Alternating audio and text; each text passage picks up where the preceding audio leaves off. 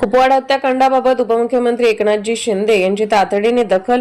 दोषी आरोपीला मृत्यूदंडासाठी जलदगती न्यायालयात खटला चालवण्याची मागणी. 2 अनाथ मुलींच्या शिक्षणाची जबाबदारी घेण्याचे आश्वासन.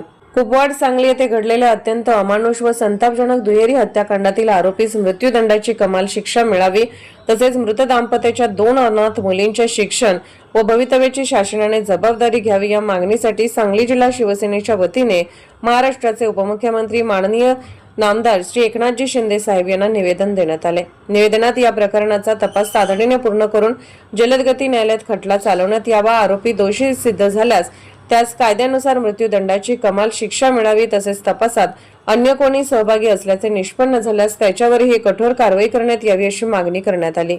उपमुख्यमंत्री शिंदे यांची तातडीने दखल. निवेदनाची गंभीर दखल घेत उपमुख्यमंत्री एकनाथजी शिंदे साहेबांनी तातडीने सांगलीचे पोलीस अधीक्षक SP साहेबांना दूरध्वनी करून या प्रकरणाबाबत कठोर व तातडीने कारवाई करण्याच्या सूचना दिल्या. तसेच या दुर्दैवी घटनेमुळे अनाथ झालेल्या 2 मुलींच्या भवितव्याबाबत संवेदनशील भूमिका घेत त्यांच्या शिक्षण व खर्चाची जबाबदारी आपण घेऊ असे आश्वासन उपमुख्यमंत्री साहेबांनी दिले.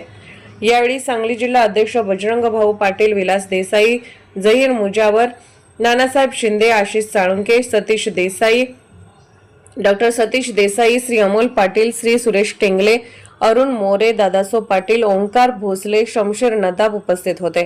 कुपवाड दुहेरी हत्याकांडाची तातडीने दखल घेऊन पोलीस प्रशासनाला आवश्यक सूचना दिल्याबद्दल तसेच 2 अनाथ मुलींच्या शिक्षण व भवितव्याची जबाबदारी घेण्याचे आश्वासन दिल्याबद्दल सांगली जिल्हा शिवसेनेच्या वतीने उपमुख्यमंत्री माननीय नामदार श्री एकनाथजी शिंदे साहेबांचे मनपूर्वक आभार व्यक्त करण्यात आले.